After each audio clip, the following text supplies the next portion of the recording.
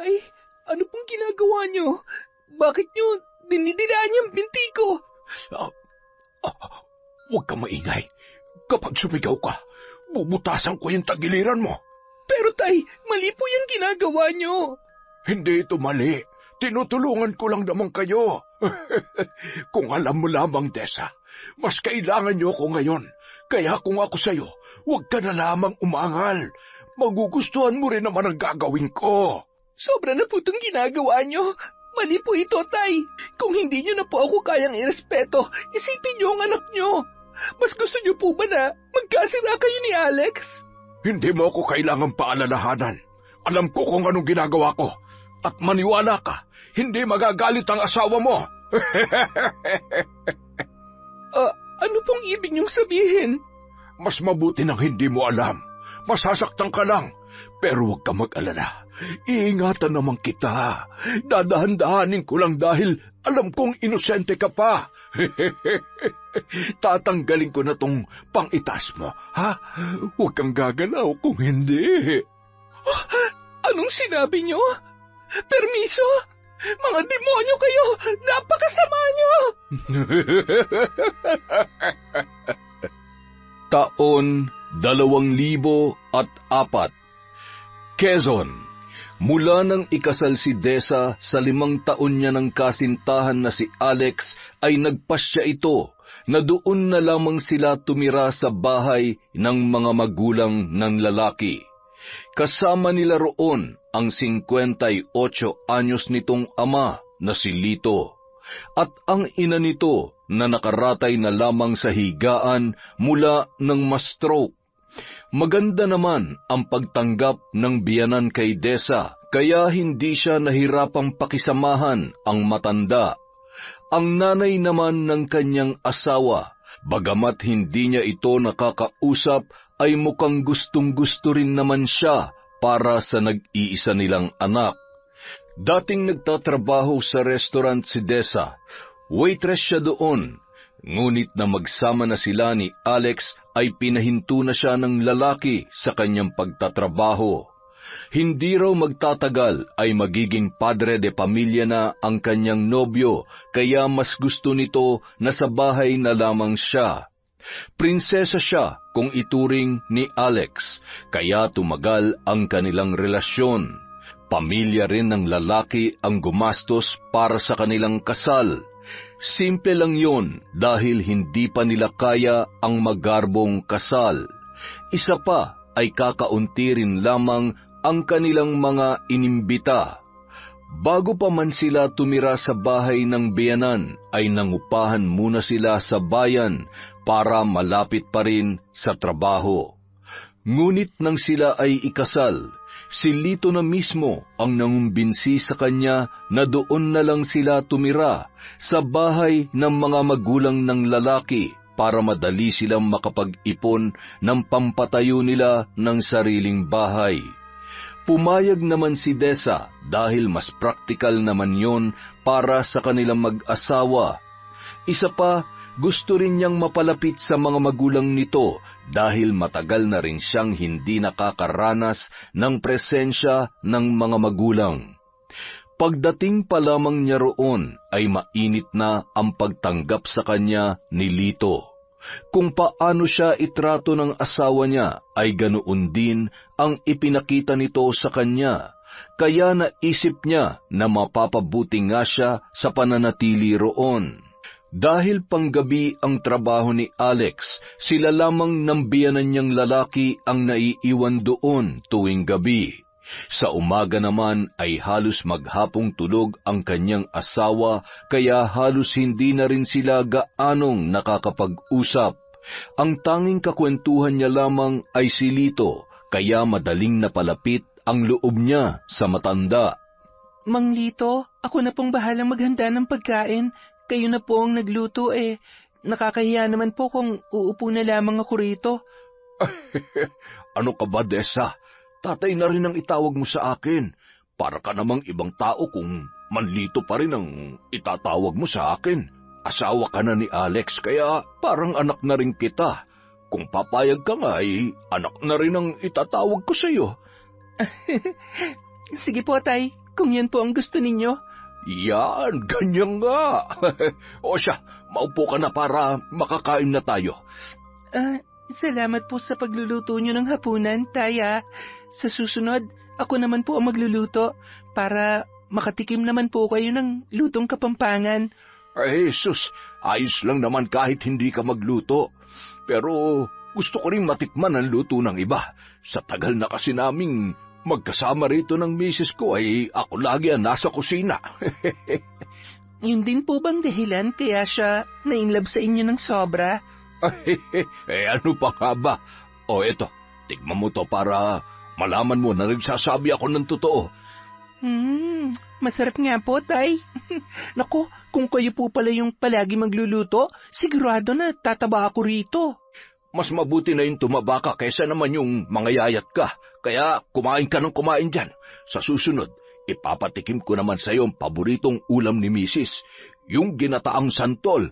Talaga po? Paborito ko rin po yun eh. Si Alex po yung una nagpatikim sa akin nun.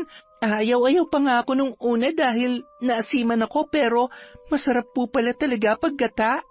Mabuti naman at nagustuhan mo. Ako nagluto nun. Pinagdala ko lang siya. Sabi ko ipatikim niya sa nobya niya. Nako, tataba ka nga talaga rito kapag napadalas ang pagluluto ko. Hayaan mo, bukas ng tanghali, yun ang lulutuin kong ulam. Pero sa hapunan po ako naman ha. Baka po kasi masyado na akong ma-spoil dito eh. Huwag mong isipin yun. Isipin mo na lang, anak din kita. Ginagawa ko rin naman to kay Alex nung dito pa siya umuwi. Kaya po pala makatatay talaga siya. Oo, sanggandikit kami mag-ama. Tingnan mo naman mula itsura, sa karisma, nakuha niya lahat. Ang hindi niya lang nakuha ay yung galing ko sa pagluluto. Nako, hindi po ako kokontra dyan. Nung minsan pinagprito ko siya ng isda, halos hindi na po namin makain. Nagkanda-lasog-lasog na nga eh. Medyo sunog pa. Pero nagpapasalamat naman po ako dahil sinusubukan niya talaga. Abay, bagay nga talaga kayong dalawa. Siya nga pala, kailan niyo ba kami balak bigyan ng apo? Excited na kami ni Mrs. Kahit hindi na siya nakakakilos ay gusto pa rin naman niyang makitang magiging apo namin sa inyo. Hindi pa po kasi namin napag-uusapan ng tungkol dyan, Tay. Bakit hindi pa kasal naman na kayong dalawa? Hindi na kayong mga bata. Kayang-kaya niyo nang maging magulang. May trabaho naman si Alex at ikaw, malusog ka naman. Bagay na bagay sa iyo maging nanay. Nasabi ko na po kasi kay Alex na hindi pa po ako handa para dyan. Bakit naman?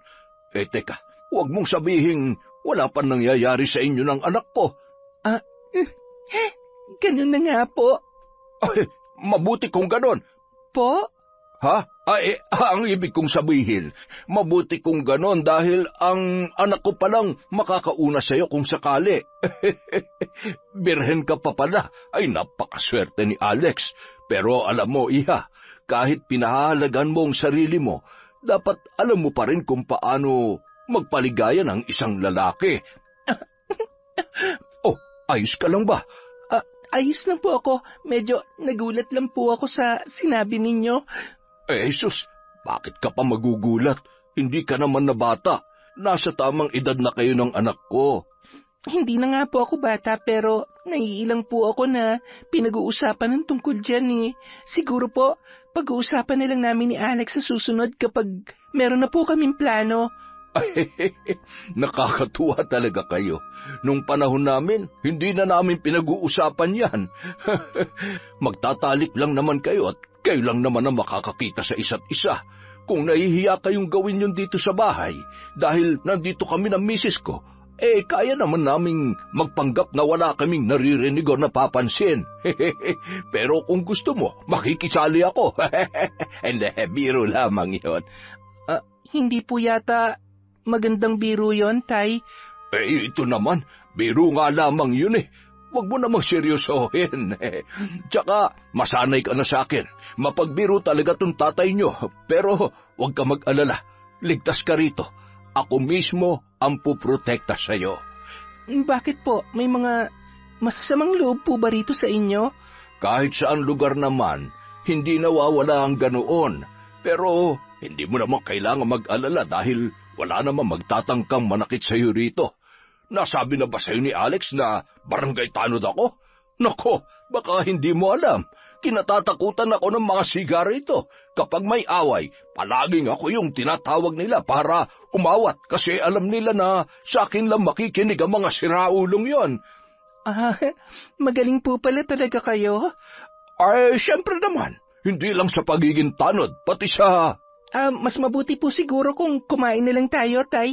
Ang sarap pa naman po ng niluto niyang ulam. Lalamig na po ito kapag hindi pa tayo kumain. Ay, oo nga, tama ka. Pasensya ka na ha. Napasarap lang ang pagkukwento ko. Hindi nagustuhan ni Desa ang naging paraan ng pagbibiro ni Lito sa kanya. Bagamat maaga siyang naging independent, ay alam niya kung paano disiplinahin ang sarili kahit walang gumagabay sa kanya, kaya hindi niya nagagawang magbiro o makisakay sa ganoong klase ng biro. Nakakabastos yun para sa kanya, ngunit pinalampas na lamang ni Desa yon para hindi sila magkaroon ng samaan ng loob, lalo na't kalilipat lamang nila ni Alex sa bahay ng kanyang mga magulang. Sa mga sumunod na araw ng pananatili ni Desa sa bahay ng kanyang biyenan, nakaramdam na siya ng hiya dahil wala siyang maitulong sa gastusin doon. Sinabihan naman siya ni Alex na hindi niya kailangang magtrabaho dahil ito na ang bahala sa mga gastusin sa bahay. Pero naisip niya na hindi naman masama kung kahit papaano ay tutulong pa rin siya. Naisipan niyang magluto ng mga kakanin at ilako yon sa kanilang lugar. Pinayagan naman siya ni Alex at binigyan din siya ng pampuhunan para magkaroon ng libangan. Naisip kasi ng lalaki na baka naiinip din siya sa bahay, kaya pumayag na yon na gawin ang kanyang gusto. Gabi pa lamang naghahanda na ng mga lulutuin si Desa at madalas na tumutulong sa kanya si Lito kahit na tinatanggihan niya ito.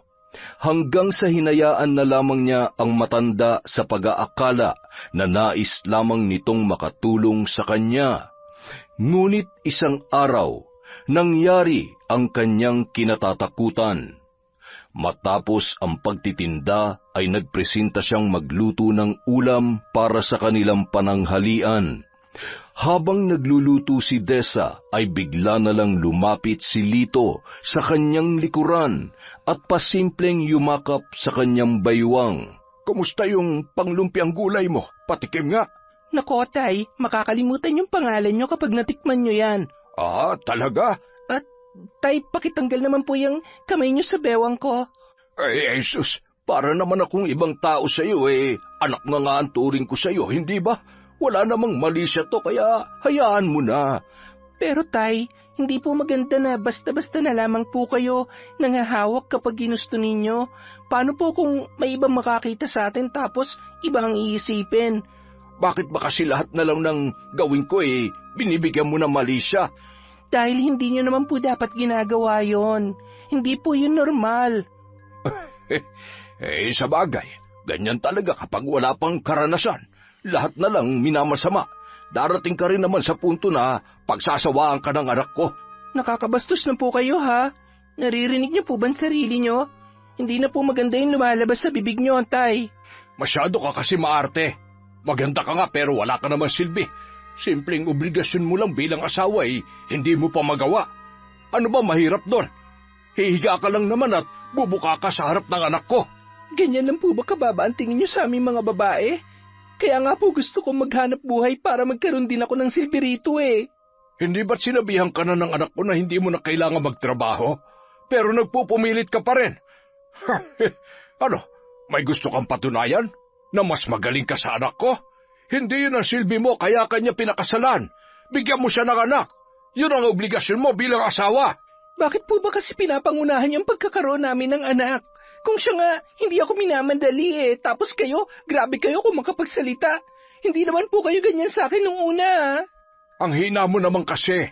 Malamang mahal na mahal ka ng anak ko kaya hindi kanya pinipilit. Pero ako, bilang ama niya, Alam na alam ko kung anong gusto niya, kaya ako na mismong magsasalita para sa kanya. Mabuti ho kung alam niyo ang gusto niya, pero kami pa rin na magdedesisyon kung kailan kami magkakaanak.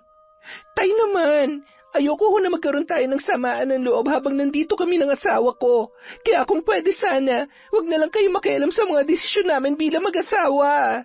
Bakit ba takot na takot ka magpabuntis sa anak ko? Baka naman wala ka talagang kakayahan na bigyan siya ng anak. Malusog ho ako, at sigurado ako ron, kaya alam ko sa sarili ko na wala akong problema. Yan naman pala eh. Walang dahilan para patagalin niyo pa. Gusto ko na magkapo. Hindi naman po yung ganong kadali. Hindi po kami makakabuo ng isang gabi lang tapos may maglalakad na kinabukasan. Alam mo, kung hindi pa kaya ng anak ko, ako na lang ang gagawa. Bakit niyo ako tinulak sa pader, Tay? Nakakasakit na kayo, ah? Kung kinakailangan, idikit pa kita dyan sa sinasandalan mo. Gagawin ko para hindi ka na makagalaw. Alam mo, unang kita ko pa lang sa'yo. Gustong gusto ko nang gawin to. Nahawakan ka na ba ni Alex dito? Ang bango-bango mo. Tay, wag. Wag niyo pang gawin sa akin to. Maawa naman kayo. Shh! Hindi mo naman siguro gugustuhin mag-eskandalo, hindi ba? Ano na lang ang sasabihin ng mga kapitbahay natin kapag narinig ka nila sumisigaw? Kahit sabihin mo na may ginagawa ako sa'yo, hindi ka nila paniniwalaan. Ako mas kilala nila at sa akin sila mas maniniwala. Kaya para hindi yun mangyari, hayaan mo na lamang akong hawakan ka ng ganito. Ang kinis-kinis mo talaga. Tay, wag po. Isipin niyo naman po si Alex. Asawa ko po ang anak ninyo. Huwag niyo pong gawin sa akin to. Huwag kang mag-alala. Mabilis lamang to, Desa. Tay, maawa po kayo. Ang mabuti pa tumalikod ka. Tao po? Tao po? Anak ng wisit na babaeng yun ah. Ngayon pa talaga. Hoy, Lito, alam kong nandyan ka sa loob. Lumabas ka dyan. Ay, ikaw, dito ka lang. Huwag kang lalabas. At kapag dumating mamaya si Alex, wag na wag ka magsusumbong sa kanya. Kung hindi, malilintikan kayong dalawa sa akin. Opo, hindi po ako magsusumbong, Tay. Lito, ano ba? Ano na naman bang ipinuputok ng butsi mo, Pule? Halos araw-araw ka na lang nambubulahaw, ah. Ako pa talaga? Kung hindi niyo ako binibigyan ng problema, hindi kayo mabubulahaw sa pagsigaw ko. Hindi ka na talaga naubusan ng problema. Ano na naman ba yon? Hindi talaga mauubos ang problema ko hanggat hindi nyo inaayos ang pagkakatali ng mga alaga nyong kambing. Tingnan nyo yung mga halaman ko. Ginawang tanghalian ng mga alaga nyo. Buisit! Sa susunod na makita ko mga yan sa bakuran ko, ipapatubos ko na yan sa inyo. Ang dami mo satsat. Nasaan ba at huhulihin ko? Gamitin mo yung mga mata mo na makita mo hinahanap mo. Leche! Kung ayaw mo sabihin, may bahala ka. Sana iubusin ng mga alaga kong kambing yung mga halaman mo na manigas ka sa galit. Ang kapal na mukha mo. Naturingan ka pa namang tanod pero ikaw pa yung nagbibigay ng problema rito. Aba, mahiya ka naman, Lito. Kung di mo kaya mahiya sa amin dahil palagi ka naming nakikita, kahit doon na lang sa bisita mo.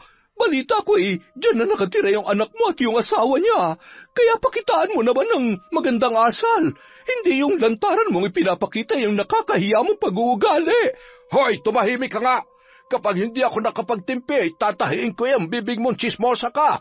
Ay, sige, gawin mo! Buisit ka! Ikaw ang buisit! Lihim na nagpasalamat si Desa sa pagdating ng kapitbahay na si Aling Pule, dahil hindi natuloy ang masamang balak ni Lito sa kanya. Gayunpaman, diring-diri siya sa ginawa nitong pangmamolestya sa kanya. Bagamat naiwasan ang mas malala pang pangyayari, hindi naman siya nakaligtas sa matinding pagnanasa ng kanyang biyanan. Ilang beses siyang naligo sa pagbabaka sakaling mawawala ang pandidiring nararamdaman niya nung naglalakbay ang mga kamay ng matanda sa maseselang bahagi ng kanyang katawan. Ngunit sadyang hindi ganoon kadali na mawala yun sa isipan ni Desa. Dahil sa takot na hiwalayan ni Alex na masyadong malapit sa ama, ay inilihim na lamang ni Desa ang nangyari. Kahit anong paliwanag pa ang kanyang gawin, siguradong hindi siya papaboran ng kanyang asawa. Sinubukan niyang iwasan na lamang si Lito sa pag-aakalang yun ang magiging solusyon sa kanyang problema. Inaagahan na lamang niya ang pagluluto at umaalis na rin kaagad ng bahay. Sinasadya niyang tagalan ang paglalako ng paninda para hindi makasama ang matandang biyanan. Magandang umaga po, Aling Pule. Baka gusto niyo pong bumili ng puto. 30 piso lamang po. Ay, talaga? Ang mura naman ng paninda mo. Sulit na yung 10 piso ko rito. Ang lalaki ng puto. Hindi ka ba nalulugi rito, Ineng? Hindi naman po. Naku, ang galing mo naman. Ay, teka, pabili ako. Halagang 20 pesos. Sige po, salamat po ha. Kayo po kasi yung unang customer ko. Mukhang suswertehin po ako ngayon dahil sa inyo. Ay, naku, sana nga, Iha. May mga nag-aalok din sa akin dito tuwing umaga. Kapag ako ang unang customer nila, nauubos agad ang paninda nila. Wow, kung ganon, kayo po pala dapat ang lagi kong unang alukin. Yun po ay kung ayos lang po sa inyo. Abay, syempre, ayos na ayos lamang sa akin. Ay, siya nga pala, dyan na ba talaga kayo titira kinalito? Opo. Bakit parang hindi ka masaya? Hindi naman po sa ganon. Hindi lang po ako sanay na may ibang kasama sa bahay. Dati po kasi ako lang talaga mag-isa, tapos nung naging kami na po ni Alex, saka lang po kami nagsama. Magka-live-in na pala kayo bago pa nagpakasal. Kumusta naman ang relasyon mo sa mga biyanan mo? Maayos ka naman ba nilang tinatrato? Maayos naman po, Aling Pule. Sus, parang hindi ako kumbinsido sa sagot mo. May problema ka sa kanila, no? Huhulaan ko. Dahil ba kay Lito? Paano niyo po nasabi yan? Ay, nako, Ineng. Hindi naman sa tinatakot kita, pero hindi kasi talaga maganda ang kutob ko sa lalaking yon. Tuwing may bagong salta rito, lalo na kapag dalaga at tulad mo na may itsura. Sus, grabe kung makatingin niyang si Lito. Kulang na lamang ay hubaran niya sa mga titig niya. Kung nakakabuntis nga lang ang mga mata ay marami na yang nabiktima. Isa pa, suki yan dun sa biraho sa bayan. Marami na siyang binastos doon. Kung alam mo lamang, marami nang nagrereklamo sa kanya. Ay, ewan ko ba naman dyan kay Alex at naisipan pang dyan kapatirahin sa bahay nila. Maayos naman ang trabaho niya. Kayang-kaya niyo namang mangupahan muna. Bakit natahimik ka dyan? Wala po. May naisip lamang po ako. Pasensya ka na sa mga nasabi ko. Alam kong nakikialam na ako pero hindi ko naman intensyon na sirain ang relasyon mo kay Lito. Ngayong pamilya na kayo. Pero isipin mo na lang na babala ito para sa mga posibleng mangyari. Mas mabuti na ang nag-iingat, Iha. Salamat po sa malasakit ninyo, Aling Pule. Huwag po kayo mag-alala. Iingatan ko po ang sarili ko. Tsaka umuwi pa rin naman po si Alex kaya may nakakasama rin po ako. Pero Ineng, hindi natin masasabi kung ano maiisipan niyang si Lito kapag wala ang anak niya. Hindi ba't panggabi ang asawa mo? Kapag matutulog ka na, ilak mo ng mabuti ang pinto ng kwarto ninyo. Ayun na nga po ang problema eh. Kurtina lang po kasi ang pangsara namin sa kwarto. Nako, ay malaking problema yan. Ay, maging alerto ka na lamang siguro. At kung sakaling kailangan mo ng tulong, huwag kang mahihiyang lumapit sa akin. Kapag may nangyari, sumigaw ka lang. Mababaw lang ang tulog ko kaya magigising ako kaagad. Aling Pule, may tanong lang po ako. Bakit niyo po nasasabi yan? May nangyari na po ba noon? May ginawa na po ba ang tatay ni Alex? Ay, alam mo, ayoko na sanang ungkatin ang nakaraan. Pero dahil naitanong mo na rin lang, hindi na rin siguro masama kung ikukwento ko sa'yo. Hindi ba ako makakaabala sa'yo kung sakali, Ineng? Mukhang marami ka pang ilalako eh. Ayos lamang po. Mahaba pa naman po ang oras, tsaka ayoko pa pong umuwi. Bakit? Nandun naman si Alex tuwing umaga, hindi ba? Opo, pero madalas po siyang tulog eh. Minsan nga po, umaalis pa kasi meron siyang lakad. Siya, maupo ka muna rito para makapagkwentuhan naman tayo sandali. Sige po, interesado rin po kasi akong malaman kung bakit ganun na lang kasama yung tingin nyo kay Tatay Lito. Alam mo kasi, bago pa magtrabaho sa bayan si Alex, nagtrabaho muna siya sa palayan at naging tanod rin dito. May anak akong dalaga na napakagala. Eric ang pangalan niya. Gabing-gabi na siya kung umuwi palagi. Ayun, natsyempohan ni Alex habang nagro-ronda. Lasing na lasing yung anak ko. Doon sila nagkakilala. Niligawan niya si Erica at kahit hindi ko siya gusto, tinanggap ko siya nang sagutin siya ni Erica. Nagsama sila kahit hindi pa kasal pero nagpumilit nun si Alex na dyan na sila sa bahay ng mga magulang niya tumira. Nasan na po siya ngayon? Patay na siya, Desa. Nagpakamatay siya. At kahit hindi siya nagsabi sa akin, alam ko na may ginagawa sa kanya si Lito, kaya siya humantong sa ganoong desisyon. Mabait ang anak ko at mapagpasensya. Mahal na mahal niya rin si Alex, kaya alam kong hindi niya kayang ipahamak ang lalaking yon. Iniisip niyo po ba na posibleng ginalaw ni Tatay Lito si Erica noon? Oo, at alam kong hindi malayong mangyayari din yun sa'yo, kaya mag-iingat ka sa kanya. Kahit ngayon palang kita nakausap, nararamdaman kong mabuti kang tao. Sana hindi maging dahilan yun para hayaan mong pagsamantalahan niya ang kahinaan mo. Lumaban ka sa kanya kung kinakailangan, iha. Naging laman ng isip ni Desa ang mga sinabing yon ni Aling Pule. Buong akala niya ay nag-iisa lang sa buhay ang matanda. Isa pa, masama ang pagpapakilala rito ni Lito dahil sa pagiging reklamador sa mga kapitbahay. Kaya nang sabihin nito ang tungkol sa anak na si Erica ay muli na naman siyang napaisip. Sa hindi malamang dahilan, nakaramdam siya ng takot para sa kanyang sarili. Dahil doon, sinubukan niyang kausapin si Alex na mangupahan na lamang muna, ngunit hindi umubra sa asawa ang kanyang ideya. Sa kabila ng kanyang mga nalaman, pinigilan pa rin niya ang sariling magkwento kay Aling Pule tungkol sa pambabastos na ginawa sa kanya ni Lito at ang lihim na pagnanasa ng kanyang biyanan.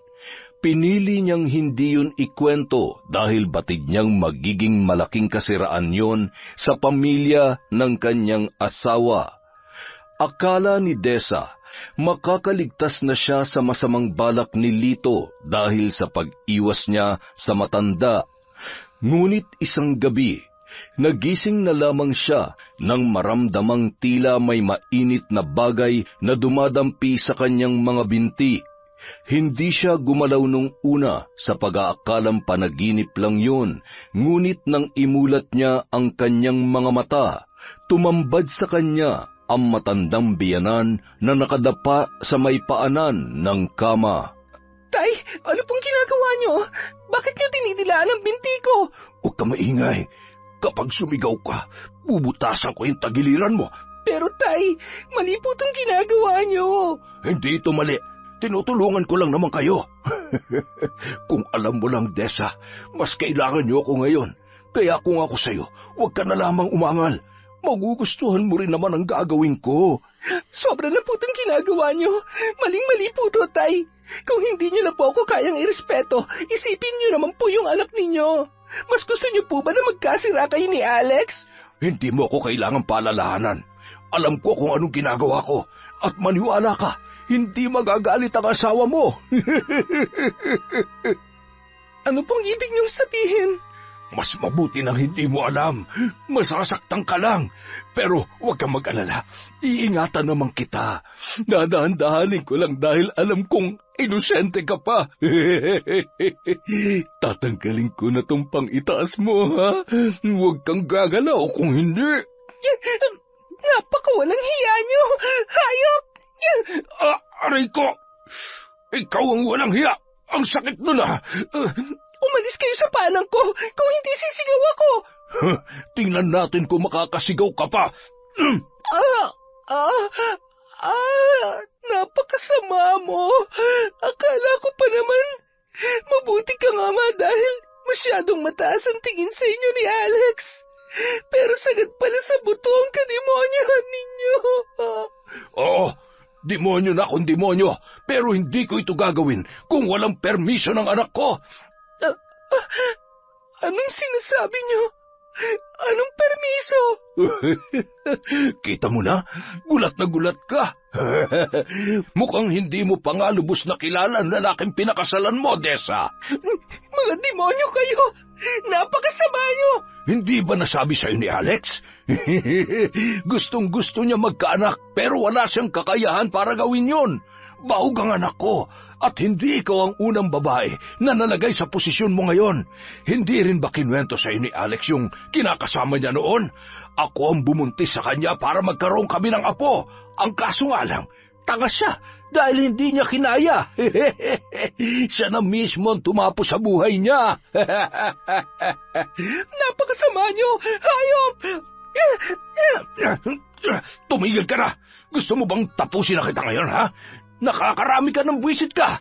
Kung may natitira pa kayong awa para sa akin, hindi niyo itutuloy ang balak niyo. Awa? Ano ako, baliw? Nakahain na pagkain, tatalikuran ko pa. Hindi ako isa't kalahating baliw gaya ng akala mo. Kaya kahit ano pang pagmamakaawa at panlalaban ang gawin mo, wala ka na magagawa pa. Kailangan ko magparami ng lahi at hindi ko na yun magagawa sa inutil kong asawa. Pero ikaw, kayang-kaya mo pang dali na magiging anak ko. Dapa! Ayoko! Ayaw mo? Sige, mas gusto mo palang pinahihirapan ka, ha? Tikman mo ngayon ang hugupit ng sinturong ko. Tingnan ko lamang kung hindi pa kita mapasunod sa gusto ko. Tama na po, Tay. Tigilan niyo na po ito, parang awa niyo na. Bakit naman ako makikinig sa'yo, ha? Nagsisimula pa lamang ako. Magbabayad kayo sa ginagawa niyo sa akin. Sisiguraduhin ko yon. Napakasama ninyo. Nagtagumpay si Lito sa kanyang plano nung gabing yun. Paulit-ulit na inangkin ng matanda ang katawan na nanghihinang si Dessa. Naubos na ang kanyang lakas sa panlalaban. Tuwing sinusubukan niyang pigilan ang kanyang biyanan, ay tinutumbasan din nito ng pananakit ang kanyang ginagawa. Nagtamo siya ng mga galos at pasa dahil sa pamumuwersa sa kanya ni Lito. Sampal, suntok, tadyak ang ginagawa nito sa kanya tuwing siya ay pumapalag. Kaya naman nang magising siya kinabukasan ay dama niya ang matinding panghihina.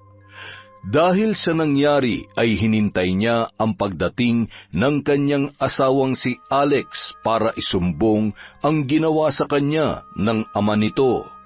Alex, buti na kauwi ka na. Bakit? May nangyari ba? Teka, ano yan? Bakit may mga pasaka? Talaga bang hindi mo alam? Ano bang pinagsasasabi mo? Huwag ka na magmaang-maangan. Alam ko na alam mo kung ano ang sinasabi ko. Diretsuhin mo na lang ako, Dessa. Pinapainit mo lang ang ulo ko eh. Kaya aga-aga.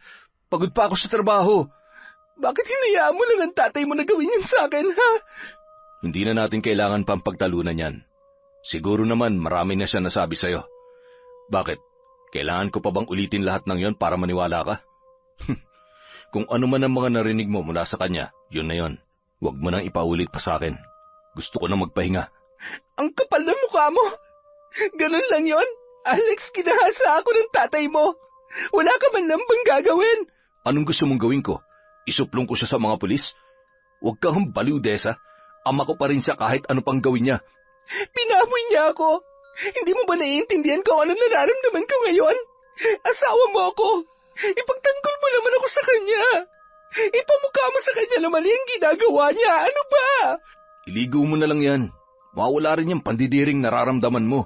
Hayop ka, Alex. Totoo nga ang sinabi ng tatay mo na may permiso ang ginawa niya. Paano mo naatim na ipaggamit ako sa kanya, ha? Ganon ba kababantingin mo sa akin? Ano, Alex? Sumagot ka. Yun ba ang dahilan kaya mo ako kinumbinsi na dito na lamang tumira?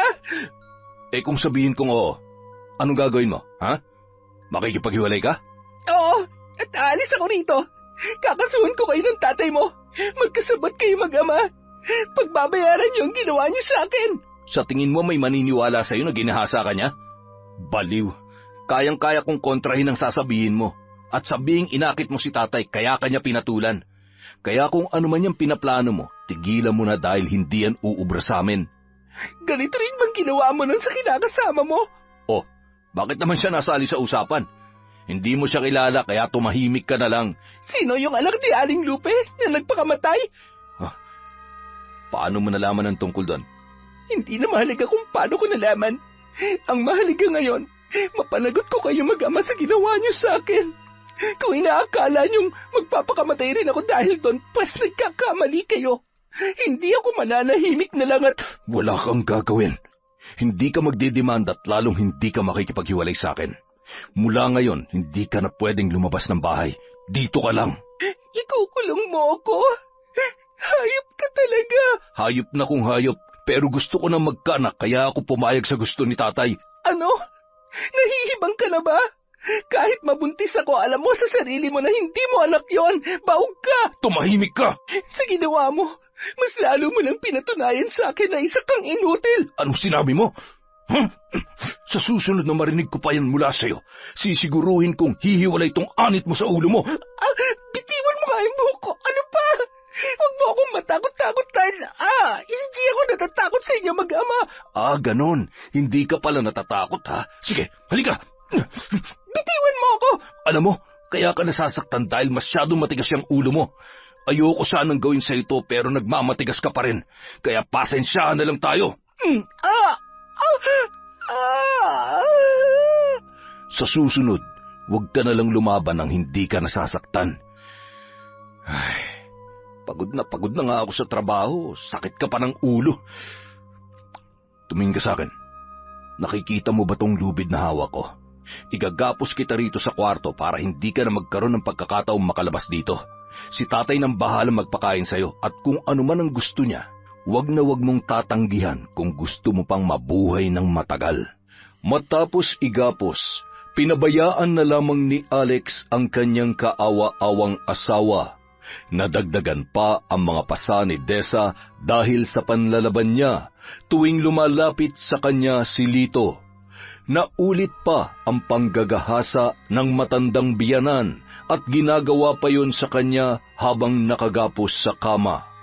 Ngunit ang pinakamasakit sa lahat na nangyari ay ang natuklasan niya na hindi pala mapagkakatiwalaan ang taong kanyang pinakasalan. Sa halip na siya ay protektahan nito, siya pa mismo ang naglapit sa kanya sa matinding kapahamakan. Lumipas ang mahigit 1 buwan at tuluyan na ngang nagdalang tao si Desa.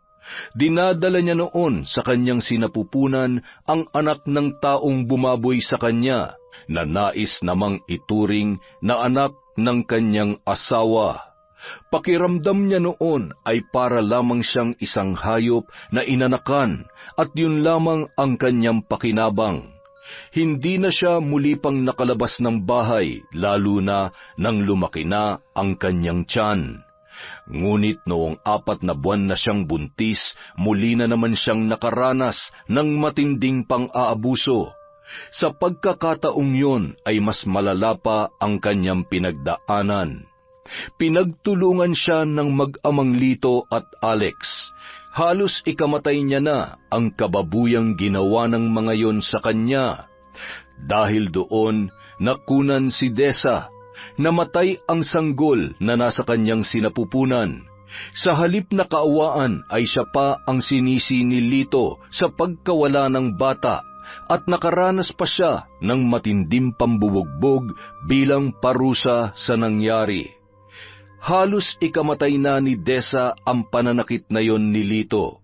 Samantala, dahil nagsususpecha na ang kanilang kapitbahay na si Aling Lupe, ay naalarma na rin ang mag-ama, kaya gumawa na ng paraan ang mga yon kung paano siya ididispatcha. Igapos mo na yan. Bilisan mo. Kailangan na natin mailabas ang katawan niya habang wala pa mga tao sa labas. Sigurado po ba kayong wala ng pag-alagala ng ganitong oras, Tay? Baka nakakalimutan mong barangay tanod ako rito. Alam ko kung kailan wala ng pag-alagala pa sa labas, kaya sigurado kung wala na makakakita sa atin. Saan ba natin dadalhin si Desa? Buhay pa siya, Tay. Di sa lugar kung saan siya maaaring mamatay. Alam mo naman siguro kung saan ang bahay ng kinatatakutang mambabarang dito, hindi ba? Doon natin siya dadalhin. Yung sinasabi nilang may lahi ring aswang? Oo, anak. Sariwa pa ang dugo ni Desa nang makunan siya, kaya sigurado kung hindi siya makakaligtas sa matandang yon. Sa ganun paraan, hindi na natin siya kakailanganin pampatayin dahil may iba nang gagawa noon para sa atin. Iba ka talagang mag-isip, Tay. Kaya bilib na bilib ako sa iyo eh. Basta huwag ka lang magpapatalo sa konsensya mo, ha? Dahil kapag pinairal mo ang emosyon mo, lalo na sa ganitong pagkakataon, ikaw rin mismong magpapahamak sa sarili mo. Ay, teka, umamin ka nga. Nagdadalawang isip ka ba sa gagawin natin? Hindi po, Tay. Tsaka wala naman akong magagawa kung kailangan na nating idispatcha si Desa. Sayang nga eh. Mahal ko pa naman siya, pero nung sinabi niyang isusuplong niya kayo sa pulis, bigla nagpantig yung tenga ko. Hindi ko kayang ipahamak kayo, Tay. Kaya tama lang yan sa kanya. Pasalamat na lang siya dahil kahit papano naawa pa tayo sa kanya at hindi natin siya dito pinatay. Tama. Kung mamamatay man siya sa kamay na mambabarang na yon, posibleng hindi niya namamalayan. Pabor pa sa kanya pag nagkataon. At kapag may naghanap sa kanya, alam mo na kung sino ituturo at ididiin natin. Kahit walang ebidensya, siguradong maniniwala sa atin dahil para sa mga taga rito, salot ang mambabarang na yon. Kung ganun bilisan na po natin, Tay. Igapos mo na mabuti at busalan mo ang bibig niya para hindi makasigaw. Kunin mo itong sako. Kasyang-kasya si Desa rito. Pakihawak na lang po, Tay, para maipasok ko itong katawan niya sa sako. Ayan, kasyang-kasya naman pala eh. Magmumukha lang tayong may dalang basura nito. Ikaw ang bumuhat dyan. Magmamasid-masid na lang ako sa paligid, ha? Siya, halika na. Hindi tayo pwedeng mag-aksaya ng oras. Tay, tulungan niyo muna ako. Hindi ko to kayang ipasa na mag-isa sa balikat ko. Ang bigat eh. Siya, sige. Bumaba ka ng konti para maipasan ko to sa'yo. Ang bigat nga talaga nito, ha. Ako nang mauna. Titingnan ko muna kung may tao sa labas. Sige ho, Tay. Ayan, pwede ka nang lumabas. Dahan-dahan lamang, ha? Tay, paano kung may mauna pang makakita kay Desa kaysa dun sa mambabarang na sinasabi nyo? Hindi kaya mas mabuti kung patayin na natin siya ng tuluyan at hayaan na lang natin yung matanda na magdispatcha sa bangkay niya? May punto ka rin naman dyan, anak. May dala ka bang patalim dyan? Wala, Tay. Hindi ko na naisip kanina sa pagmamadali eh. Hayaan mo na. Maghanap na lang tayo ng batong ipupukpok sa ulo niya para matuluyan na talaga yan. Ako na ang gagawa. Sige po, Tay. Bilisan na po natin. Nang malapit na sila sa bakanteng palayan, kung saan malapit ang bahay ng kinatatakutang mambabarang sa kanilang barangay, ibinagsak ni Alex ang katawan ni Desa sa lupa. Naghanap naman ng bato si Lito para sana ipupukpok sa ulo ng babae, ngunit habang naghahanap ang matanda ay biglang natigilan ang mag-ama nang makarinig sila ng kaluskos sa di kalayuan. Dahil madilim, hindi nila agad na aninag kung ano yon. Ngunit maya-maya lamang unti-unti nang luminaw ang kanilang nakikita. Kaagad na napaatras ang dalawa. Kitang-kita ang pamumutla ng mag-ama habang nakatitig sa kanila ang malaking aso na animoy handa silang atakihin anumang oras. Sa takot ni Lito, nauna pa itong kumaripas ng takbo papalayo kesa sa anak niya na si Alex. Naiwan naman ang katawan ni Desa sa natutuyong lupa sa palayan nang wala pa ring malay. Tumayo sa tabi ng sako ang aso at saka yun inamoy-amoy. Ilang sandali pa ay nagpakawala ito ng sunod-sunod na alulong. Tanda na may isang buhay na nawala ng gabing yon. Nang makalayo ang mag-ama, sakalang noon lumabas ng bahay si Felicia. Nakaagaw pansin sa kanya ang sakong dala ng isang lalaki. Hindi niya alam kung ano ang laman noon, ngunit inutusan niya ang alagang aso na lumabas para takutin ang mga ito. Nang masigurong wala ng tao sa paligid, naglakad ang matanda papalapit sa iniwang sako sa bakanteng palayan. May naririnig siyang tibok at mahinang paghinga ng isang babae, kahit ilang hakbang pa ang layo noon sa kanya. At nang tuluyan ng mabuksan ang sako, napuno ng pagkabahala ang kanyang muka nang makita ang babaeng duguan sa loob nito. Napagtanto ni Felicia na naging biktima ng pang-aabuso ang babaeng kanyang nasagip. Halos buong katawan nito ay puno ng galos at pasa. Ngunit ang pinaka-nakaagaw ng kanyang atensyon ay ang dugo sa pagitan ng mga hita. Mukhang nakunan ang babae. Hindi niya mapigilang makaramdam ng awa dahil hindi yun nalalayo sa pinagdaanan niya noong bago pa man siya maging isang mambabarang.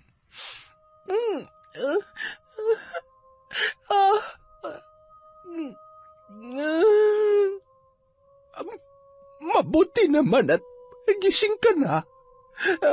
Sino ka? Nasaan ako? Anong lugar ito? Huwag kang matakot. Hindi kita sasaktan. Ako ang nakakita sa katawan mo kagabi, kaya nandito ka ngayon sa aking bahay. Anong ibig niyong sabihin? May nakita akong 2 lalaki kagabi doon sa palayan. Buhat-buhat ka habang nakalagay sa isang sako. Kung hindi lumapit sa kanila ang alaga kong aso, malamang hindi na kita naisalba pa. Pupukpukin ka na sana ng bato ng matandang lalaki. Balak kanilang patayin, iha. Mga hayop sila. Hindi pa sila nakontento sa pambababoy sa akin. Gusto pa nila akong patayin. Ay, sandali. Sino ba sila? Asawa ko po at saka po yung biyanan ko. Ginahasa ako ng biyanan ko na itinuring ko na rin na parang tunay kong ama. Pero nagawa niyang babuyin ako sa kabila ng pagmamakaawa ko sa kanya. Pero alam niyo po kung ano yung pinakamasakit sa lahat. Alam ng asawa ko yon at hinahayaan niya lang ang tatay niya. Tapos kagabi, pinagtulungan po nila ako. Sinubukan kong lumaban pero ito ang inabot ko. Ay, mukhang hindi nga madali ang pinagdaanan mo sa kanila. Kung wala naman silang mabigat na dahilan para gawin sa iyo yon, hindi ka dapat pumapayag na abusuhin na lamang ng mga ganong klase ng tao. Sandali po. Hindi po ba kayo yung kinatatakutan nilang, halos lahat ng mga taga rito ay takot sa akin. Ang alam kasi nila, hindi lang ako basta mambabarang, kundi isa ring aswang. Pero hindi totoo ang kanilang mga kwento. Hinayaan ko na lamang na matakot sila para walang magtangkang gumawi rito. Kung ganoon, hindi po totoo na may ilahi kayong aswang? Hindi, iha. Marahil ay nasabi lamang nila yon dahil sa alaga kong aso. Pero, bakit niyo po ako tinutulungan? Tinulungan kita dahil napagdaanan ko rin yan noon. Ang kaibahan lamang, hindi ko kaano-ano ang gumawa sa akin. Pinagsamantalahan nila ako at basta na lamang itinapon sa kung saan. May matanda ring tumulong sa akin noon. Kinupkup niya ako hanggang sa nalaman ko na kabilang siya sa isang grupo na gumagamit ng itim na mahika. Kaya nilang mangkulam at mambarang. Kayang-kaya nilang pumatay gamit ang itim na kapangyarihan. Tinuruan nila ako hanggang sa maging kabilang na rin ako sa kanilang grupo. May tribo kami noon sa bundok, pero may isang grupo ng kalalakihang pumunta roon para sunugin lahat ng aming tahanan. Ang tingin nila sa amin ay mga salot at nagdadala lamang ng kamalasan sa mga nakatira sa ibaba ng bundok. Kaya po ba napadpad kayo dito? Oo, matagal na akong naninirahan dito at matagal ko na rin pinoprotektahan ang sarili ko gamit ang itim na mahika. Ngayon, tatanungin kita, gusto mo bang makaganti sa lumapastangan sa pagkatao mo? Opo, gusto kong magbayad sila mag-ama sa mga ginawa nila sa akin. Tulungan niyo po ako, Manang. Parang awa niyo na po. Hindi mo kailangang magmakaawa. Batid ko kung gaano katindi ang puot at galit dyan sa loob mo ngayon. Kaya makakaasa ka na tutulungan kitang pagbayarin sila. Sa paanong paraan mo ba gustong makita ang kanilang paghihirap? Gusto ko silang gumapang sa hirap hanggang sa sila na mismong tatapa sa sarili nilang buhay. Gusto ko rin maramdaman nila ang sakit na naranasan ko habang sabay nila akong ginagahasa.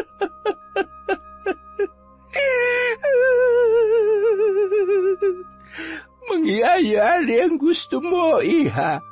Ngunit kakailanganin ko ang dugo mo para simulan ang pagpapahirap sa kanila. Gawin niyo po ang lahat ng kailangan niyong gawin. Papayag po ako sa kahit na anong ipagawa ninyo, Manang. Basta maparusahan lamang po silang mag-ama.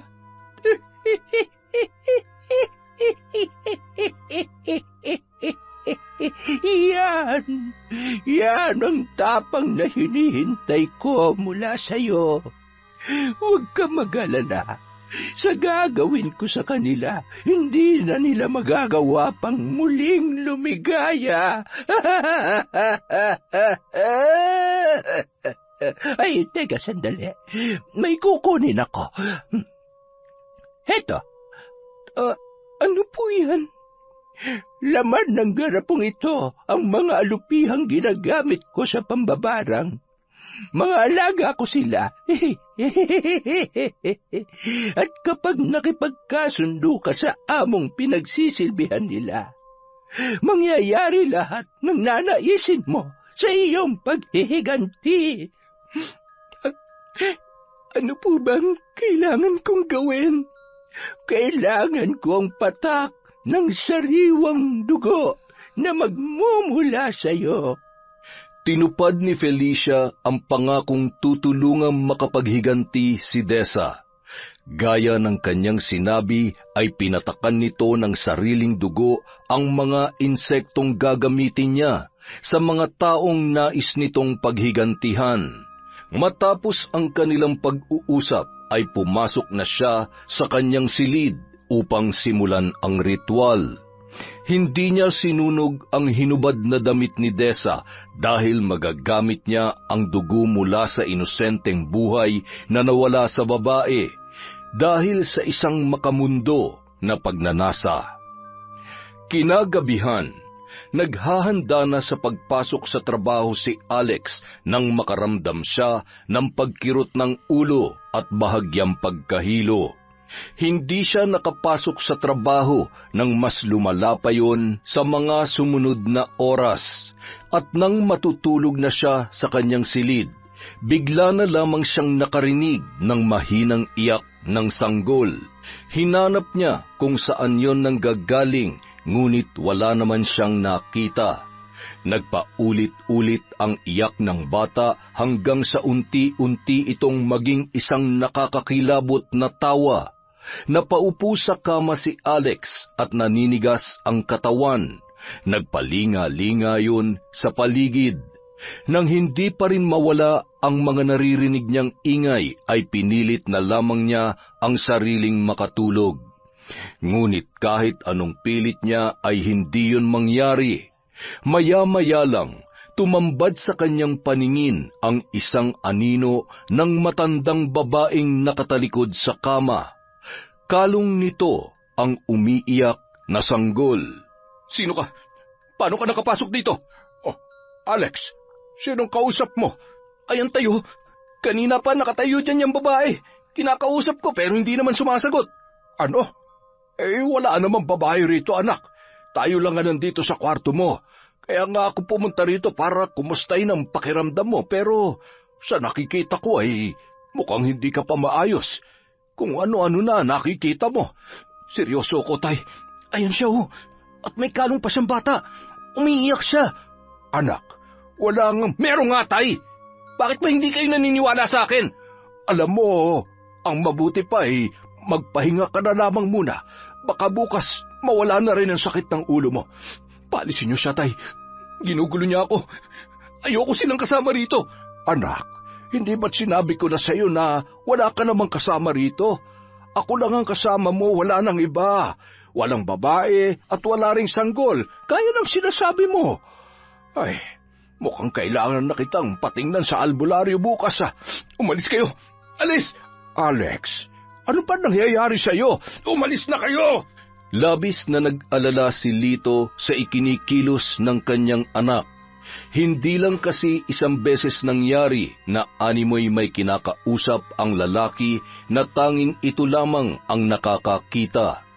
Tuluyan na itong hindi nakapasok sa trabaho dahil sa bawat araw ay mas lumalala ang kanyang kondisyon. Dahil sa pagkabahala, naghanap na ng albularyo si Lito na maaaring tumingin kay Alex. Ano ba nangyayari sa anak ko, Mang Tembong? Ilang araw na siyang ganyan. Hindi makausap ng matino. Kung ano-ano nakikita niya na siya lang naman ang nakakakita. Tapos nitong mga nakaraang gabi ay madalas siyang nagigising ng hating gabi. Sumisigaw siya at nahihirapang huminga. Sabi niya, may bata raw na sumasakal sa kanya. Kailan pa ba yan nagsimulang mangyari sa kanya? Nitong nakaraan lang, 3 araw na ngayon. Meron ba siyang nakaaway o nagawa ng masama bago ito nangyari? Nako, mabait yang anak ko. Imposibleng magkaroon siya ng kaaway o may magawa ng masama para mangyari ito sa kanya. Lito, tatapatin na kita. Hindi basta-basta ang pinagdaraanan ng anak mo. May bumabarang sa kanya. Malakas at matindi ang galit ng taong yon. Kaya isipin niyo kung sino ang maaaring gumawa nito. Barang? Sino namang... Ay, teka, hindi kaya... May naiisip ka bang maaaring magpabarang sa kanya? Wala. Lito, kung gusto mong maagapan ng maaari pang mangyari sa anak mo, kailangan mong magsabi ng totoo. Nasabi ko na sa inyo, walang nakaaway ang anak ko at wala rin akong kilala na galit sa kanya. Kung ganun, wala akong may tutulong sa inyo. Ay, teka, hindi nyo man lang ba aalamin kung sinong gumawa nito sa anak ko? Hindi ba't may kakayahan kayong ibalik ito sa gumagawa sa kanya? Pasensya ka na, Lito, pero alam ko may hindi ka pa sinasabi sa akin. At tiyak na makakahadlang yun sa panggagamot ko. Ngayon pa lamang ay pinapaalalahanan na kita. Simula pa lamang ito ng maaaring mangyari sa kanya. Anong ibig mo sabihin? May mas malala pang pwedeng mangyari sa anak ko? Oo, Lito. Kaya kung magsisinungaling ka pa rin sa akin, maaaring mawala sa iyo ang anak mo. Sa kabila ng naging paalala ng albularyong si Mang Tembong, mas pinili pa rin ni Lito na itago ang tunay na nangyari dahil batid niyang siya ang may kagagawan ng lahat. Wala siyang ibang naiisip na maaaring magpabarang kay Alex kundi ang asawa nitong si Desa. Hindi nila napatay ang babae, kaya malaki ang posibilidad na nakaligtas ngayon. Ngunit ang malaking palaisipan sa kanya ay kung sino ang tumutulong sa kanyang manugang at kung bakit si Alex lamang ang ipinababarang nito, gayong higit siyang nagkasala kay Dessa. Dahil tumanggi si Mang Tembong na gamutin si Alex ay walang nagbago sa kalagayan ng lalaki. Ngunit kinabukasan, nagulat na lamang si Lito nang may mapansing pagbabago sa kanyang katawan. Bahagyang umumbok ang kanyang tiyan at namaga ang kanyang pagkalalaki. Halos maluha si Lito nang subukan niyang umihi dahil wala namang lumalabas. Tuwing naglalakad din siya ay nararamdaman niya ang matinding kirot sa pagitan ng kanyang mga hita.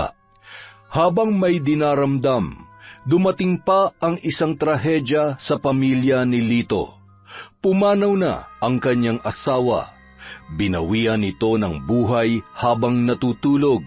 Ang hinala nila, bangungot ang kanyang ikinamatay. Dahil hindi makakilos, humingi siya ng tulong sa mga kaanak ng asawa para mag-asikaso sa burol nito hanggang sa pagpapalibing. Takang-taka naman ang mga ito nang makita ang kalagayan nilang mag-ama. Pare-pareho ng sinasabi ang kanilang mga bisita. May bumabarang daw sa kanila at sa pagkakataong yun ay sigurado na siyang si Dessa nga ang may kagagawan ng lahat. Unti-unti mo na silang sinisingil sa mga kasalanan nila sa iyo. Ano na nararamdaman mo ngayon? Masaya po ako na pinagbabayaran na nila ang mga nagawa nila. Hindi ka na ba talaga magpapakita sa kanila? Nabalitaan ko na namatay na ang biyanan mong babae.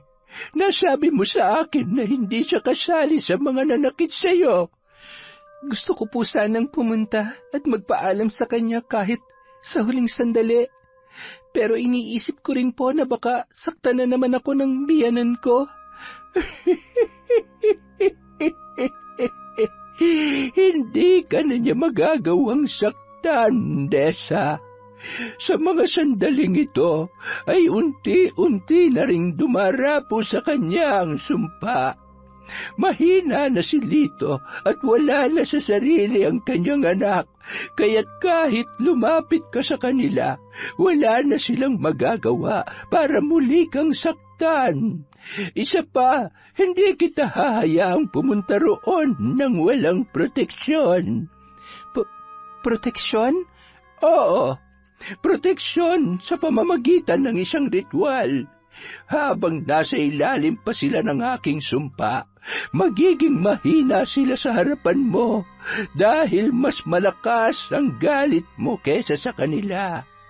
Mas malalim at hindi basta-bastang madadaig ng galit nila sa iyo. Sa mga oras na ito, sigurado kung alam na nilang ikaw ang nagpabarang sa kanila, kaya asahan mong hindi magiging maganda ang inyong pagkikita. Mamayang hapon, isasagawa ko ang panibagong ritual para sa pagpapahirap ko sa mag-ama. Aling Felicia, kung hindi po sana kalabisan, maaari niyo rin po ba akong turuan kung paano niyo ginagawa ang pambabarang? Hindi basta-bastang naituturo ang paggamit ng itim na mahika. At hindi dahil hiniling mo ito ay magiging madali na lamang ang lahat para sa iyo. Ang katumbas ng kapangyarihang yon ay ang iyong kaluluwa. Handa po akong pagdaanan ng lahat, Aling Felicia. Kung kinakailangang isang lako ang kaluluwa ko, gagawin ko po. Mabuti kung ganon, ngunit kailangan mong maghintay. Oras na magdesisyon ka, wala na yung bawian. Hindi ka na makakawala. Handa ka ba? Buo na po ang loob ko, Aling Felicia.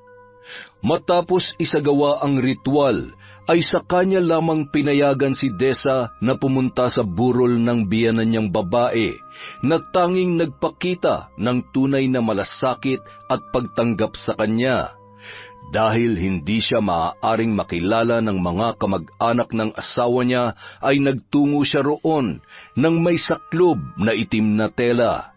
Hinintay niyang mabawasan ang mga nakikipaglamay bago siya lumapit sa kabaong ng yumaong ginang. Nag-alay siya ng panalangin at nagpasalamat sa matanda. Bagamat wala itong nagawa upang siya ay protektahan sa mag-ama, batid niyang hindi nito gusto ang lahat ng nangyari. Hindi nakita ni Desa sina Lito at Alex sa labas ng bahay, kung saan nakaburol ang kanyang biyanan.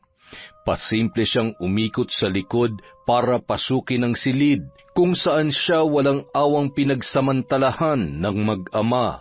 Napangisi siya nang makita si Alex na nakaratay na lamang sa kama. Nakatitig ito sa kisame habang kinakausap ang sarili. Nakaagaw pansin din sa kanya ang pamamaga ng mga braso't binti ng lalaki. Naghalo-halo na ang iba't ibang amoy sa silid na yon. Mukhang napabayaan na ang kanyang asawa sa kalagayan noon. Nang magtungo siya sa kabilang silid, natagpuan niya naman si Lito na namimilipit sa sakit habang pinipilit na bumangon mula sa pagkakahiga sa kama. Nanlaki ang mga mata nito nang siya ay makita. Anong ginagawa mo rito? Hayop kang babae ka! Alam kong ikaw ang may kagagawan nito! Ako nga. Siguro naman ngayon, alam niyo na kung anong kayang gawin ng isang babaeng matapos niyong halayin at yurakan ng pagkatao ay magagawa niyo pang patayin. Hintayin mo ang pagganti ko sa'yo. Sisiguruhin kong babalik sa'yo ang lahat ng nararanasan namin ng anak ko. Kulang pa yan. Hindi ako titigil hanggat hindi kayo gumagapang ng anak mo sa hirap. Tigilan mo na yung kabaliwan mo, Desa. Una pa lang, dapat alam mo na kung anong silbi mo sa pamilyang ito. Ano ba sa tingin niyo ang silbi ko? Para usan niyo mag-ama? Laruan niyo tuwing nakakaramdam kayo ng matinding pangangailangan? Lalaki ako at may pangangailangan din. Bakit pa ako maghahanap ng ibang babae kung nandito ka naman? Hindi ka naman sana masasaktan kung pumayag ka na lamang sa gusto kong mangyari. Magdadalang tao ka at isisilang mo ang anak ko. Magkakaroon na kayo ng anak at magiging masaya na kayo ng asawa mo. Ganun lang sana kasimple ang lahat, pero lumaban ka pa. Talagang lalaban ako. Hindi ko hayaang magtagumpay kayo nang hindi ko man lang pinaglaban ang dignidad ko. Napakahayop niyo mag-ama. Dapat sa inyo, hinahatid na sa hukay. Hindi mo magagawa yan. Asawa mo pa rin si Alex. Nakita mo ba ang kalagayan niya? Hindi ka ba nahahawa sa kanya? Mahal ka pa rin niya sa kabila ng lahat. Mahal? Pagmamahal ba ang tawag niyo sa ginawa niyo sa akin? Nababaliw ka na. Pumunta ako rito dahil nagbabaka sakali ako na nagsisisi na kayo sa mga kahiyupang ginawa niyo sa akin. Pero hanggang ngayon, mali pa rin ako ng inakala sa inyo mag-ama. Wala na kayong pag-asa kaya tama lang na pagdusahan niyo lahat ng naging kasalanan niyo. Hindi lang sa akin, kundi pati sa anak ni Aling Pule. Paano mo nalaman ang tungkol doon? Yan, ganyan din ang reaksyon ng anak niyo nang sinabi ko ang tungkol sa anak ni Aling Pule. Bakit? Anong ginawa niyo sa kanya, ha? Hinalay niyo rin ba siya at pinahirapan gaya ng ginawa niyo sa akin? Paano hindi? Pareho lang naman kayong uto-uto. Ang kaibahan niyo lang, pumayag siya na dalhin sa sinapupunan niya ang anak naming dalawa. Pero malay ko pa namang may balak din pala magpakamatay ang baliw na yon. Hindi na kayo naawa. Ilang taon nang nangungulila sa anak si Aling Pule pero hindi pa rin nabibigyan ng hustisya nangyari sa kanya. Ngayong alam ko na ang totoo, asahan niyo mas magiging mahirap pa ang pagpapahirap ko sa inyo. Tandaan mo yan! Matapos makipagsagutan sa matandang biyanan, nagpasya na si Desa na umalis doon. Masaya na siya na nakita mismo ng dalawa niyang mga mata kung paano naghihirap ang mag-ama. Habang pinagmamasdan ang dalawa, Lalong-lalo na si Lito, wala siyang naramdaman ni katiting na awa at pagsisisi sa naging desisyon niya. Nang paalis na roon si Desa, hindi niya inaasahan na makakasalubong niya si Aling Pule. Nagulat ang ginang sa muli nilang pagkikita at bakas sa mukha nito ang matinding pag-aalala. Desa, ikaw ba yan? Kumusta ka na? Ang tagal na kitang hindi nakikita. Ayos ka lang ba? Ang mabuti pa, sumama ka muna sa bahay ko. Magkwentuhan tayo sandali. Pasensya na po, Aling Pule, pero kailangan ko rin pong umalis ka agad. Ay, teka, bakit? Hindi ba't nakaburol pa ngayon ang biyanan mong babae? Nandyan naman po ang mga kamag-anak nila. Sina Lito at Alex, parang hindi ko sila nakikitang lumalabas ng bahay Ano bang nangyari sa dalawang yon? Malalaman niyo rin ho kapag pumunta kayo sa kanila. Naku, hindi naman ako pumupunta dyan. Kanina nga lang ako pumunta kasi nakiramay ako sandali. Mabait kasing asawa ni Lito at magkasundo talaga kami noon bago pa man siya ma-stroke. Pero kung isa sa mag-amang yon ang nakaburol dyan, hindi ako pupunta. Ay, siya nga pala, may gusto sana akong itanong sa'yo. Nitong mga nakaraang buwan kasi, bago ka pa hindi magpakita parang narinig ko na sumisigaw ka. May nangyari ba? Ay, Diyos ko, sinasabi ko na nga ba? Tama po kayo, Aling Pule. Pareho kami ng pinagdaanan ng anak ninyo. Tulad ko, hinalay din siya ni Lito at hinayaan lang yun ni Alex. Hindi nga ako nagkamali ng hinala. Mga hayop sila. Binaligtad pa nila yung anak ko para hindi sila managot sa ginawa nila. Huwag na po kayo mag-alala. Mabibigyan na po ng hustisya ang pagkamatay ng anak ninyo. Anong ibig mong sabihin? Unti-unti na po nilang pinagbabayaran ng mga ginawa nila sa akin at saka sa inyong anak. Kaya ba hindi na nakakalabas ng bahay ang mag-amang yun? Opo, Aling Pule. Malalaman niyo rin kung ano nangyari sa kanila sa mga susunod na araw. Pasensya na po kayo kung hanggang dyan lang po ang pwede kong sabihin sa inyo. Kailangan ko na pong umalis. Mag-iingat po kayo rito. Mag-iingat ka rin, Ineng. Maraming salamat. Kung ano man ang ginawa mo para pagbayarin sila, tatanungin kong malaking utang na loob yon. Kung ano man po ang nararanasan nila ngayon, nararapat lang po yun sa kanila, kaya hindi niyo po kailangan tumanaw ng utang na loob sa akin. Sige na po, Aling Pule, aalis na po ako. Nang makaalis si Desa ay naiwan naman si Aling Pule na may matagumpay na ngiti sa mga labi. Masaya ang ginang na sa wakas ay may kumilos na upang mabigyan ng hustisya ang kanyang anak na naging biktima rin ni Lito at Alex.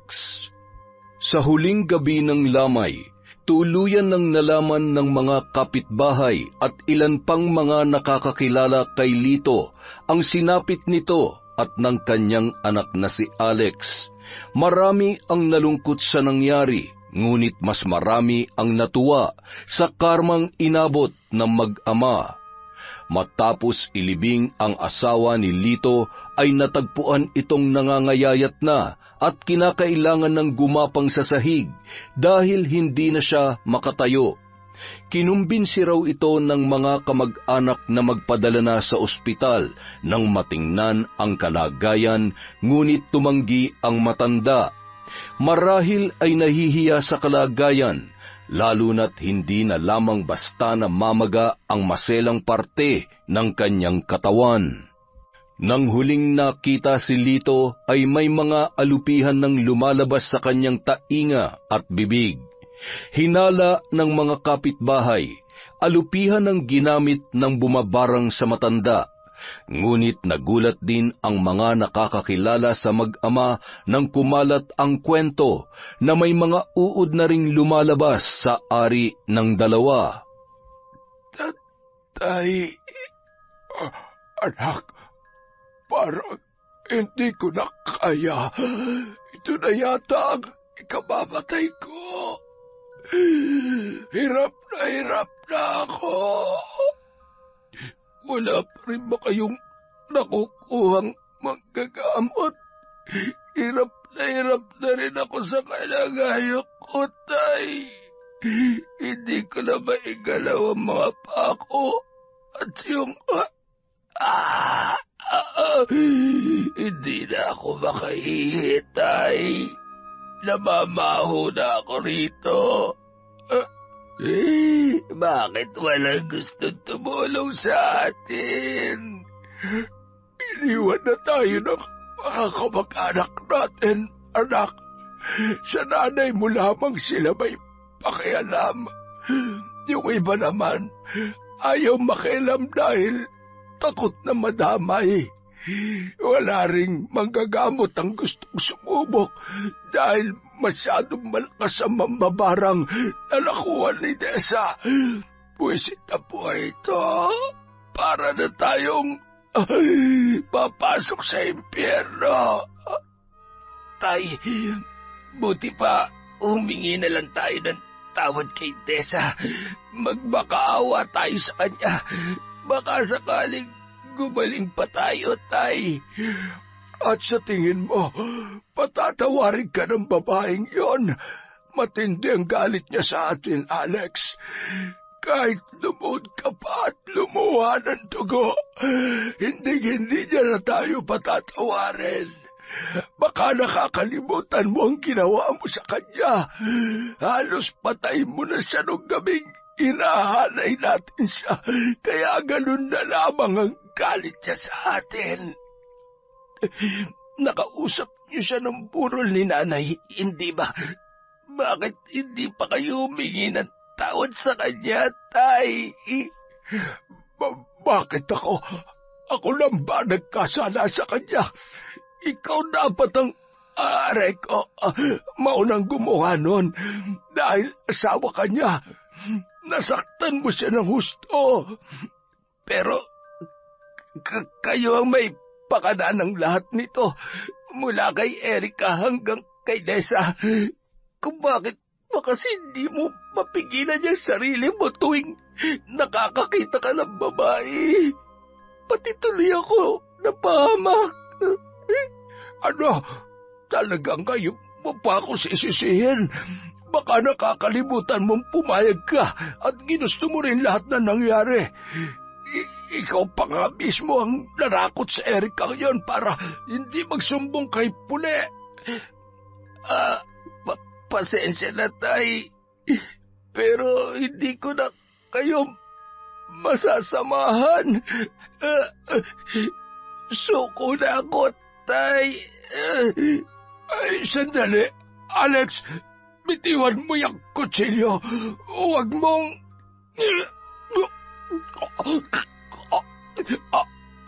Alex, anong ginawa mo? Hindi mo kailangan tapusin ang buhay mo. Huwag mo namang gawin sa akin ito.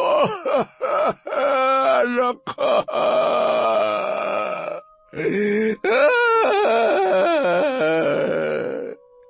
Tuluyan ng binawian ng buhay si Alex nung araw na yon, matapos niyang saksakin ang kanyang sarili. Dahil sa paghihinagpis at hirap na nararanasan ni Lito, hindi na rin ito nagdalawang isip pang sundan ang anak. Tinadtad ni Lito ng saksak ang kanyang sarili, ngunit hanggang sa huling hininga ng matanda ay hindi pa rin ito nagagawang humingi ng tawad sa kanyang nagawa kina Desa at Erika. Aling Felicia, maraming salamat po sa lahat ng naitulong niyo sa akin. Nakamit ko na po ang hustisya sa mga ginawa nila, kaya tatanawin ko po itong malaking utang na loob. Kaligayahan ko na tulungan ka, Iha. Sana'y hindi dalhin ng iyong konsensya ang nangyari. Unang kita ko pa lamang sa'yo, alam ko nang mabuti ang puso mo, kaya sigurado ko na nalulungkot ka rin na kailangang buhay pa nila ang maging katumbas ng hustisyang hinahangad mo. Totoo naman po na nalulungkot din ako, pero naiintindihan ko po na kailangan mangyari yun sa kanila, hindi lang para sa amin ni Erika, kundi para sa mga taong posible pa nilang maging biktima. Pinarusahan lamang natin sila. pero sila pa rin ang tumapos sa sarili nilang buhay. Ay, mukhang yun na po talaga ang kapalaran nila, kaya wala na po tayong magagawa. Sa ngayon, ang magagawa mo na lamang ay ang ipagpatuloy ang buhay mo. Marami pang magagandang pangyayari ang darating sa iyo, kaya pasensya ka na kung ipagkakait ko sa iyo ang kaalaman tungkol sa itim na mahika. Magiging mas masaya ang buhay mo kung mamumuhay ka bilang isang ordinaryong tao.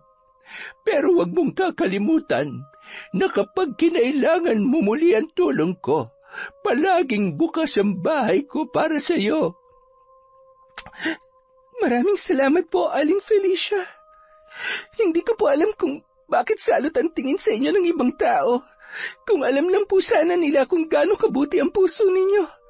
Sigurado akong pagsisisihan nilang lahat ang mga iniisip nila sa inyo. Huwag mo nang intindihin yon. Sabi ko naman sa iyo, hindi ba? Mas tahimik ang buhay ko kung kinatatakutan ako ng mga taga rito. Kaya hindi mo ko kailangang alalahanin. Ay, siya nga pala. Ano nang plano mo ngayon? Saan ka napupunta? Maghahanap po sana ako ng bagong trabaho sa bayan. Kapag may trabaho na po ako, dadalaw-dalawin ko po kayo dito. Para naman po, umingay rin tong bahay niyo kahit minsan. Ikaw ang bahala. Kahit kailan, tanggap ka dito sa bahay ko. Labis ang pasasalamat ni Dessa kay Aling Felicia sa ginawa nitong pagtulong sa kanya, kahit na hindi naman sila magkadugo o magkakilala. Napatunayan ng babae na hindi nakabase sa pagkakakilala ng iba ang tunay na katauhan ng isang tao, at malalaman lamang ito kung kikilalanin mismo ang taong yun. Kaya sa kabila ng masamang tingin ng mga taga-barangay kay Aling Felicia, nanindigan si Dessa na mabuting tao ang matanda. Itinuloy niya ang paghahanap ng trabaho. Sinubukan niyang bumalik sa pinapasukan niya noon at hindi naman siya nabigo nang muli siyang tanggapin ng dating amo. Gaya ng dati, nangupahan na lamang muna si Dessa sa bayan at makalipas lamang ang ilang buwan, nakakilala siya ng lalaki na muling nagpatibok ng kanyang puso. Malayong malayo ito sa ugali ng yumao niyang asawang si Alex, dahil bukod sa napakabait ng lalaki ay makadiyos ang pamilya nito, at higit sa lahat, tunay na pamilya ang turing nila sa kanya. Yon! Ang ganda naman nun, na naman. Medyo nakakapagod po ang araw na ito. Pasensya na po kayo. Wala po muna tayong shout-out. Huwag kayong magtatampo. Maraming salamat po sa walang sawang pagsubaybay at pagsuporta sa Kwentong Enteng.